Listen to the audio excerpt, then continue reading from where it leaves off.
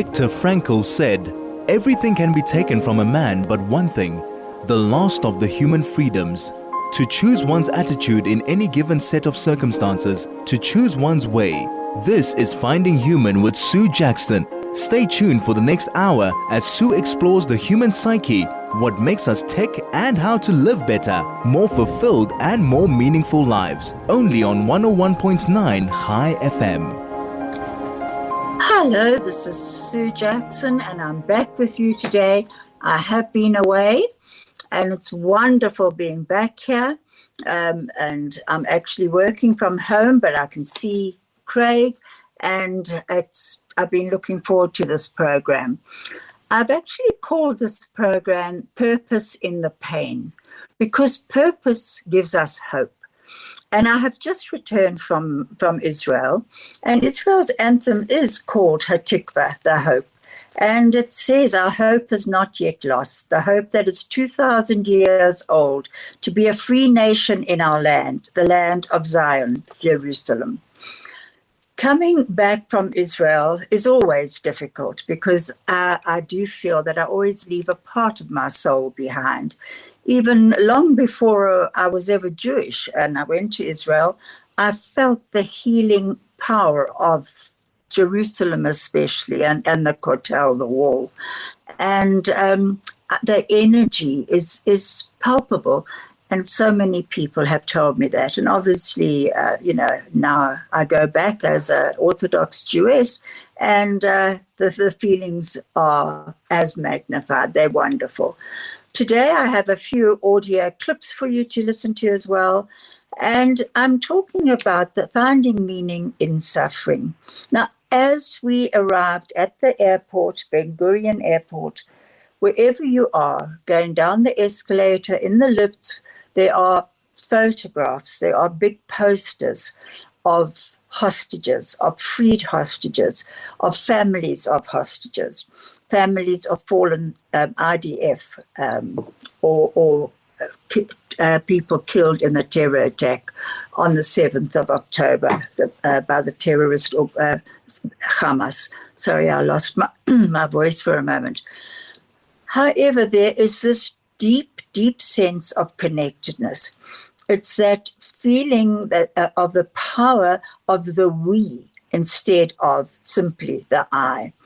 And Israel is a land of hope. And I do believe it is because of this we, that it's the we that connects them. It's the Israelis to know that they're all in it together. They know that they'll be expected to give a few years of their lives to their country. They have this common goal, a purpose, and it definitely connects them to one another. And there is always a hope for the better future, that the future will be better than today. I went with a friend to Israel very unexpectedly. My friend Charmaine Marcus Jacks said to me, didn't I want to come to Israel with her? And initially I said, no, I can't come at the moment. And then I went home and I thought about it, and I sent her a note to say, Char, are you absolutely sure you want to share the apartment with me? And she said, no question. So I booked my seat, and she and I went off to Israel. And it was the most wonderful visit. I hadn't told my youngest grandchildren that I was coming, and the surprise was so worth it. My little granddaughter Elisheva, who is 7, could not believe her eyes when she saw me standing behind her mom. But you know, what was the first thing that she told me?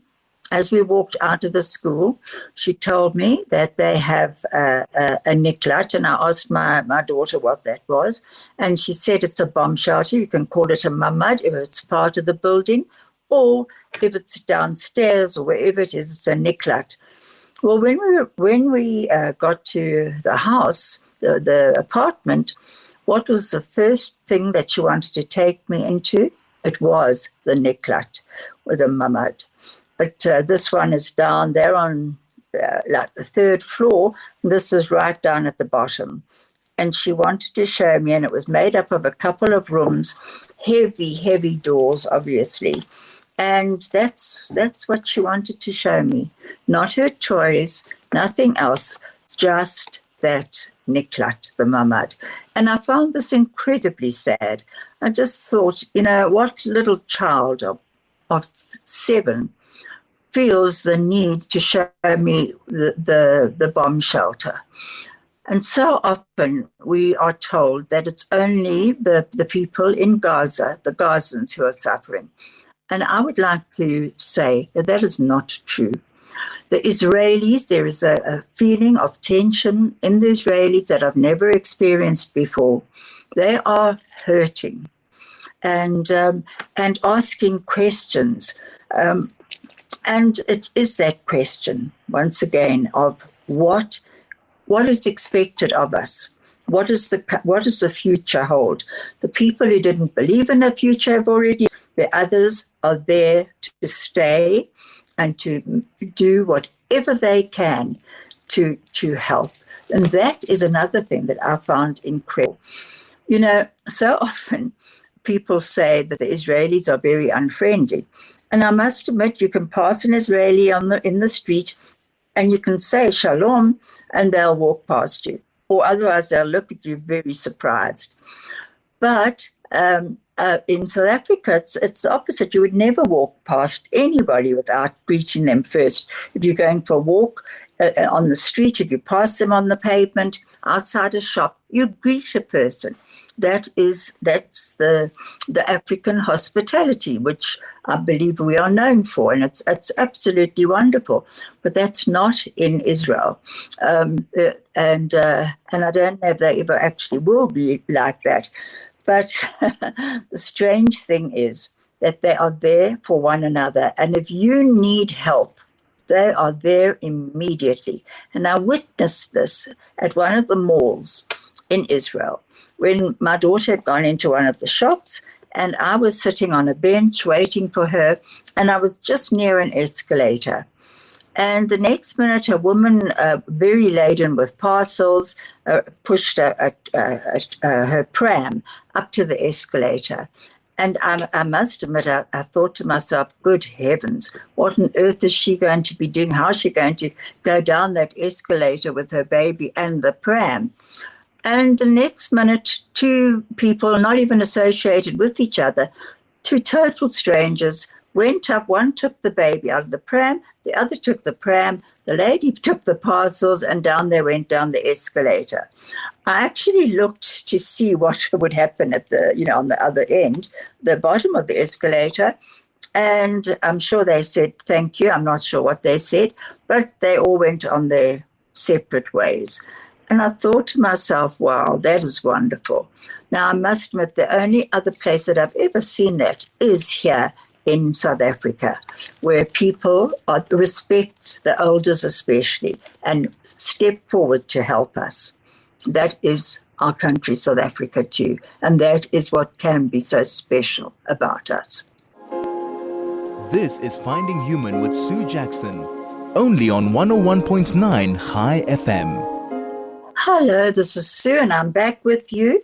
If you'd like to telegram me or WhatsApp me, you can on 061 895 1019. Going back to Israel again, what I did also notice was so much connection, so many flags. But Craig is telling me that I've got an audio clip playing now. Thank you, Craig. So your basic philosophy is that life has meaning under all conditions, but how easy is it when there's a sense of hopelessness, a sense of despair, to recognize this meaning? Let me confront you with a somewhat strange definition of despair. As I'm used to proclaiming is that despair can be explained in terms of a mathematical equation. D, capital D, equals S minus M.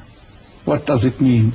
Despair is suffering without meaning.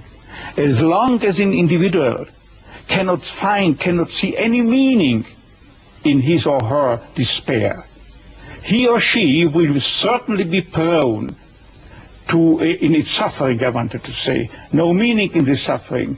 He or she will certainly be prone to despair and, under certain conditions, to suicide. But at the moment they can see a meaning in their suffering, they can mold it into an achievement, they can mold their predicament into an accomplishment on the human level. They can turn their tragedies into a personal triumph. But they must know for what. What should I do with it? But if people, like so many segments of present-day society and population, cannot find any meaning whatsoever in their lives, cannot see anything meaningful, they more often than not have something to live by. I'd say at least enough to live by. They cannot see anything to live for. What is the answer to the question, why me? Why did this happen to me? The answer to such a question is nothing that a psychiatrist or any other type of a scientist can come up. But I would not share the opinion of, say, Jean-Paul Sartre, who said we have to accept and to shoulder courageously, heroically, the absolute meaninglessness of our lives. But what I think is rather that what we have to accept is the incapacity of our humanness, the incapacity to recognize the ultimate meaning in intellectual or merely rational terms. This is the only thing we have to accept. But still, we may believe in ultimate meaning, but to lead someone, say a patient, to eat the way for him to such a belief, to faith, is of course not the business or job to be carried out by a psychiatrist, but rather by a theologian. This is Finding Human with Sue Jackson, only on 101.9 High FM. Hello, this is Sue, and I'm back with you again. And you were listening to Viktor Frankl, and he was talking about turning tragedies into a triumph. And when I chose that audio clip, I did especially because what I saw in Israel was a change. The Israelis were before the terrorist attack in 7th of October 2023, they were a more tolerant people, I would say. But right now they are hurting and they are furious at the judgment of most of the world. They're very hurt. And when the coffins of those little Bibas children were taken through the crowds and they saw the cheering Palestinians of all ages, it shocked and rocked the country. And I think what rocked us even more as a diaspora Jew as well was the fact that no one spoke out about it. It was just pushed under the rug, and once again we were told that we were being taken to South Africa was taking us to ICC for a genocide case. But where was the sympathy? Where was the acknowledgement of the pain that is actually being felt at the moment? The fact that many of those who were ruthlessly murdered or taken hostage were actually peace activists. And people spoke about that widely. And, I remember, and I've mentioned it before, that some of them who were murdered either in captivity or on the 7th of October were taking little children, Gazan children, to different hospitals. They would collect them, they would take them for their to the oncology departments for their cancer treatment, and then they would take them home and deposit them back with their families. Now, those people have been ruthlessly murdered, many of them. And every time that I have been in Israel, there have been protests. In Jerusalem and Tel Aviv, streets have been closed. There's always some sort of protest. But often they've been marching, singing and shouting. And a few times I've been caught up in these. And actually, they've been very exciting. But right now, I would say that the emotions are running very high. They're trying to get the hostages out. There's dissent about how to do so. And there's anger. There's anger. And yet, underneath all of that, there is this exceptional resilience. The resilience goes from the people in their 90s right down to the little children. And that I find incredible.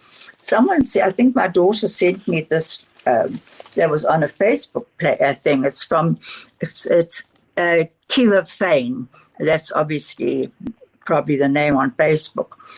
Being a teenager in Israel means waking up to a rocket siren at 4 a.m., rushing to the safe room and waiting for everything to settle. And then hours later, getting up and going to school just like it's another day. It means living with the reality that missiles can be fired at you while the rest of the world barely notices. It means being exhausted, but knowing that life does go on. This is not normal, but it's our reality. And no matter how many times they try to break us, we are still here. This is obviously a teenager. He says he's a teenager. And that is part of that unbelievable resilience. Right now, Israel is fighting an existential battle. And the more people who can support them, the better. Whether it's on social media, whether it's by visiting Israel, it's obviously whatever you can do to help, please do so. Speak out. Don't be a bystander. Speaking out is not that difficult. You can put it on your social accounts, on your social outlets. When we went to Jerusalem, to the Kotel, what was wonderful to see was that there were so many tours and people from all different backgrounds, different countries, different colors. I can assure you, apartheid has never been a part of Israel.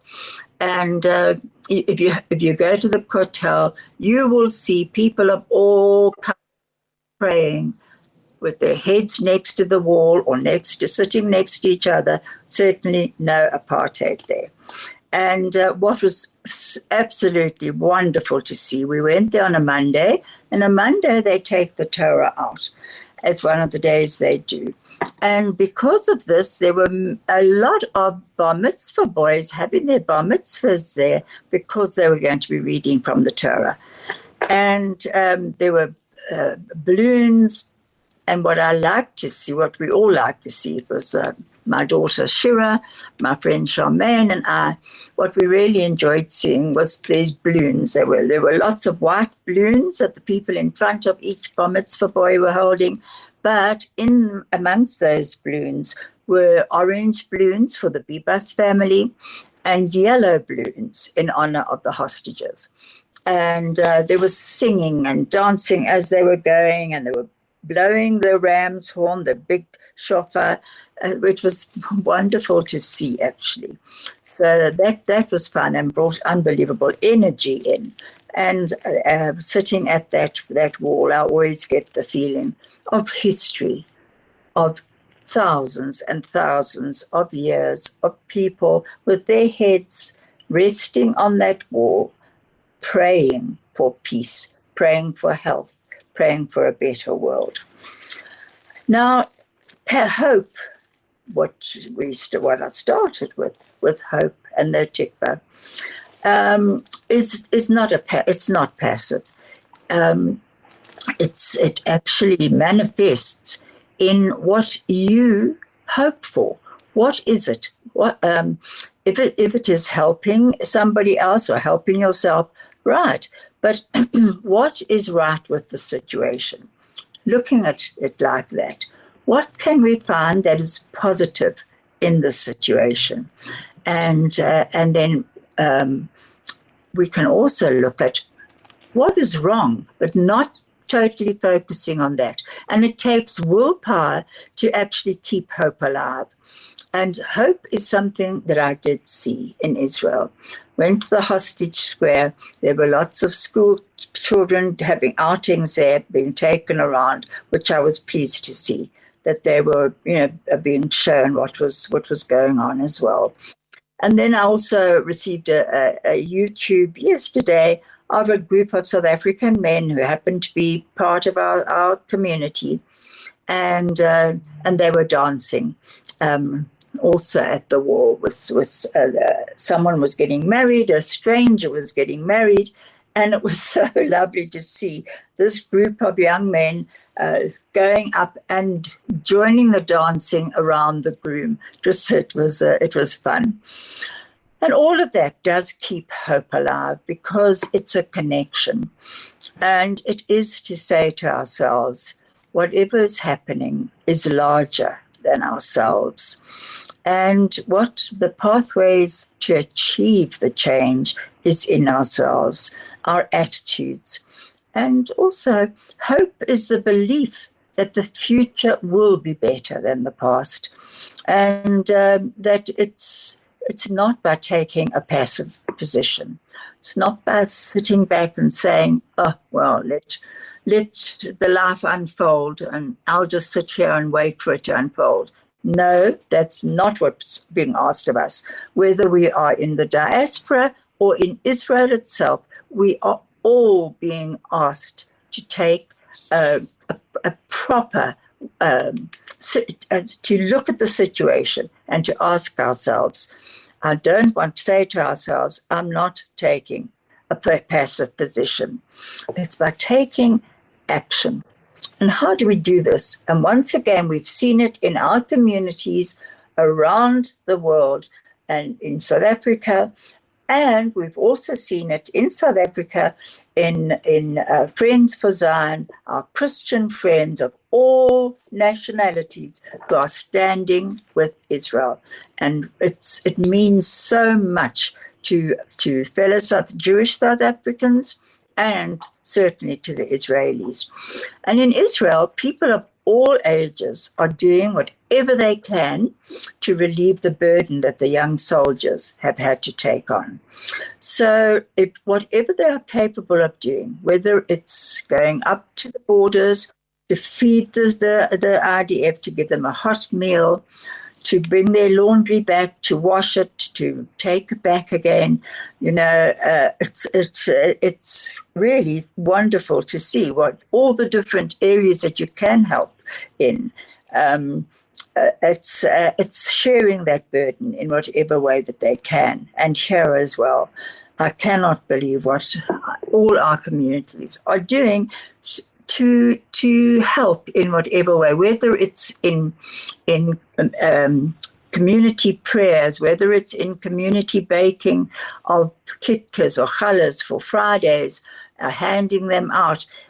We are all doing something positive. And that is a sharing of that burden and feeling that whatever is going to happen, we are doing something. So hope is about taking action towards a goal for a better future. Now, if you have the power or the will to do something, I would say do it. Do it now. Don't wait for tomorrow. Do it now. Connect with others.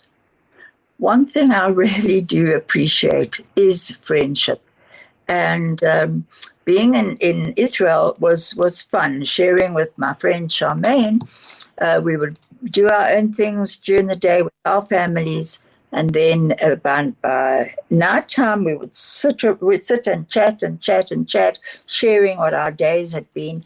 And it reminded me a lot of boarding school when we all used to get together. And also of nursing, because in nursing we used to come off duty, we would on night duty or day duty, whatever, And we would all go back to the nurse's home and all congregate in each other's rooms and chat about the day. And somehow, whatever had happened during the day, and sometimes the days had been very hard, but once we were able to share them, it relieved a lot of that anxiety and the pain. And just talking about nurses, I'm probably in one of my next programs in a few weeks, I'm going to be telling you about my nurses. We've got a nursing group. We all trained many, many, many years ago. We made contact just before COVID, and we are all meeting next week again for lunch. And it's been wonderful sharing this with, we were all so young. We were 18 when we were nursing. And now, well, I'm not going to mention how old we are, but let's put it this way. I know that we will meet with humor and the connection will be great. The other thing I wanted to say was humor. Viktor Frankl so often mentioned humor, and how even in the depths of hell, in the concentration camps, humor gave them a spark to hold on to stay alive. What we have all listened to a lot of, many of us, should I say, not all, but many of us have been listening to the hostages, the freed hostages stories, and they have been absolutely horrific. But above and beyond the horror has been the connection. Even when they have not been allowed to speak, they have been able to share a look. They haven't been allowed to touch each other often. And yet it's just that connection goes way beyond touch or voice. It's often just in a body language or in looking at someone. Thank you, Craig. This is Finding Human with Sue Jackson, only on 101.9 High FM. This is Sue, and you're about to listen to another audio clip. And this time, it's Viktor Frankl on why idealists are realists. You excuse me, but I know I am speaking a marvelous accent without the slightest English. Now,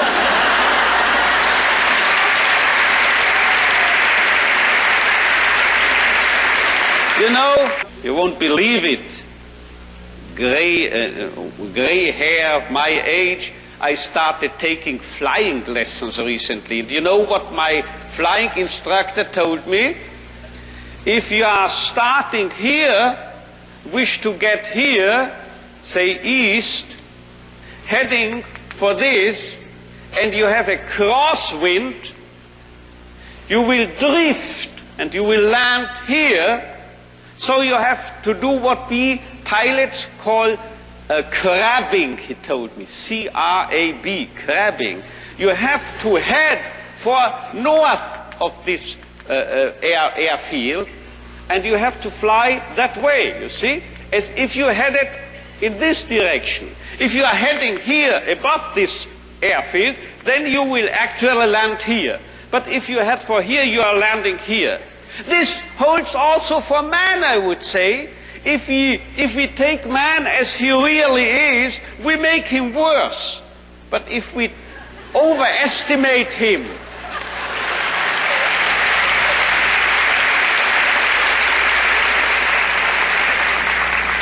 it's premature, your applause, you will soon know why. If we seem to be idealists and are overestimating, overrating man, and looking at him that high, here above, you know what happens? We promote him to what he really can be. So we have to be idealists in a way, because then we'll wind up as the real realists. And you know who has said this? If we take man as he is, we make him worse. But if we take man as he should be, we make him capable of becoming what he can be. This was not my flight instructor, this was not me, this was Goethe. He said this verbally. And now you will understand why I, in one of my writings, once said, this is the most apt maxim and motto for any psychotherapeutic activity. So if you don't recognize a young man's will to meaning, man's search for meaning, you make him worse, you make him dull, you make him frustrated, you still add and contribute to his frustration. While if you presuppose in this man, if in this so-called criminal or juvenile delinquent or drug abuse and so forth, there must be a what we call spark, a spark of search for meaning. Let's recognize this, let's presuppose it, and then you will elicit it from him, and you will make him become what he in principle is capable of becoming. This is Finding Human with Sue Jackson, only on 101.9 High FM. Hello, this is Sue, and I'm back with you again. If you'd like to send any messages, please do so on 061 895 1019. Now, Douglas Murray talks about also how the youngsters have stepped into their role. And it's what Viktor Frankl said, that look at a person beyond what you're seeing, expect of them more. And, it's what can I expect of life is not the question. The question is, what does life expect of me? And what I noticed in Israel this time, which I hadn't noticed before, was how many fathers and grandfathers are very involved in the children's lives. It's wonderful to see. A lot of the young men had young children with them, and I surmise that the women might have been called up as reservists or whatever. And obviously they take turns. If the young man's in the army, then the woman takes over the family, and that's how it's shared. But it was very nice to see. And the one funny thing was that I was sitting having an ice cream with my little grandchildren, and right down the main road in Renana, my daughter tells me I pronounce it far too in an English, and too much of an English accent. Ahuza is the street. Anyway, there are benches and there are chairs, and you can sit wherever you like. And what absolutely always amazes me is that you can sit right on the edge of the road and have a waffle or a pancake if that's what you ordered. But there was this man, a young man, sitting with his little child, and next to him sat his dog. So the three of them were on this bench, and it was the funniest thing to see, because they were watching the traffic going past. There were buses and lots of cars. It was I would say rush hour traffic, but most of the time it's rush hour traffic with traffic in Israel. Anyway, and there it was even the dog, the little child, the father and the dog, all their heads were moving backwards and forwards, to the right, to the left, should I say, not backwards and forwards, but to the right and then to the left, as they followed all the movement on the main road. It was so cute to see. So, and then the grandfathers, one day we went to go and collect my grandson, and I said to my daughter Shira, why I thought there was a problem, because there were all these men standing outside. So I thought, oh my gosh, there must be a security issue or something. And I said to her, why are there all these men, there's older men there? And she said, no, those are the grandfathers. They come and collect their children. She said it always makes her feel very, very tearful seeing them all there. To me, I'm sure it does leave her feeling tearful. For me, I found it very meaningful that they were able to, the grandfathers were doing lifts. The energy in Israel is incredible. As I said, there is definitely a tension in the resilience and in the energy, but it has to be right now. It's expected. There are groups of people everywhere. And in the shuk, we went to the shuk, the market in Tel Aviv, and it was incredibly noisy as usual. And it was also very funny because there was two men who were at opposite stalls, opposite each other, and they were both singing. So the one would sing one part of the song, the next one would pick it up and sing the next part of the song. And people were dancing and moving and chatting, and it was lovely to see that goes on. That essence of the love of life does go on. And I must admit that I have always found very, very, very moving. As far as hurting is concerned, Israel will never be who they were prior to this terrorist attack of the 7th of October, and nor should they be. They are going to be far more aware. And I do believe that they are going to be looking at the world with not with tinted glasses. Not that they ever have done that anyway.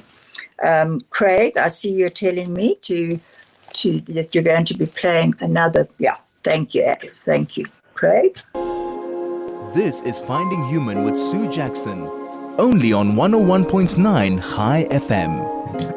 Hello, you're about to hear another audio clip, and the time is moving very quickly. This time it's Douglas Murray on the people of Israel. It's very short, but I really enjoyed what he had to say. Everybody asks themselves, what would I do if, the situation that my forebears went through? Everybody of my generation in the UK thinks, what would we have done in my grandparents' generation? Young Israelis have shown what they would do in their grandparents' generation. And they've shown not just their grandparents, but the world. And I want not Israelis to compare themselves to the rest of the world. I want the rest of the developed democracies of the world. I want their people to compare themselves with the Israelis. This is Finding Human with Sue Jackson, only on 101.9 High FM. Wasn't that beautiful? That was Douglas Murray. And he said that he would like the rest of the world, the rest of the democracies, to compare themselves with the Israelis. Wow, what a recognition of the resilience, the strength, the unbelievable courage. Pablo Picasso said, the meaning of life is to find your gift. The purpose of life is to give it away. And I do believe that that's what's happening in Israel today. Everybody of all ages are having to find their own purpose, whether it's in the IDF, whether it's supporting the IDF as families, whether it's marching for the hostages, demanding their release, whether it's the hostages who have come out, the freed hostages, who are incredibly courageously speaking out about their experiences in order to try and get their fellow brothers and sisters and brothers in arms, sisters in arms, freed as well. Over Purim, I read this, that the Lubavitcher Rebbe had said, and we don't have to say it's for Purim, I would say it's for every day. When we who are free celebrate Purim as best we can, we send power, life and strength to those who cannot. We send them the strength to persevere and rise above their hardships, so that soon they will be free without harm and with joy. And I think that is something that is being asked of us, to face life, to face it with happiness. We are here for a purpose, fulfill a purpose, take on our lives with more responsibility, with happiness, share our lives with humor, with connections. In the Jewish report, I just had to add this because of South Africa's ambassador being sent back from America, I thought to myself, wow, I need to share this, because I think so often the place of Jews in South Africa is overlooked. And in the Jewish report, there was this great Jewish entrepreneurs of South Africa, and it was the great Jewish retailers in South Africa, and it was Checkers. These were all started by Jews. Checkers, Pick and Pay, Woolworths, OK Bazaars, Mr. Price, Ackermans, Foschini's, Truworths, Cape Union Mart, Dis-Chem, JD Group, and plus many smaller retail businesses. Isn't that amazing? Look at all those major stores that are still going. Sometimes it's the third generation running them, but that's how they were started. And then I saw this there's a picture of two very wrinkled older people in bright clothes. They look like hippies. Maybe that's why I like them. And it says, "I aspire to be a giver of love, of good vibes, a giver of strength." And I think that is what we all need to be doing. You're going to, at the very end of this program, you're going to be hearing the song afterwards. It's not going to come through on the podcast, but please listen to it yourselves. It's called "Gimme Hope, Joanna," and it's a song by Eddie Grant. And yesterday on Benji Shulman's program, The Big Blue on High FM, he mentioned this song as a song about Johannesburg in apartheid times. Well, I was absolutely amazed. I remember singing along to it, not ever realizing really what the words meant. But listening to this actually gives me hope for change. Change will happen in its own time. Change will come to South Africa, to Israel, and change in our own South Africa, which has failed in the expectations that we all had of it when apartheid came to an end. So this is really a lovely song to hear. Apparently, this according to Benji, the Eddie Grant, who wrote the song, is a Ghanese British singer. And he visited South Africa during the apartheid years and went back and wrote the song. In it, it says, "Well, Joanna, she runs the country. She runs in Durban and the Transvaal. She makes a few of her people happy. Oh, she don't care about the rest at all. She's got a system they call apartheid. It keeps a brother in subjection. But maybe pressure will make Joanna see how everybody could live as one."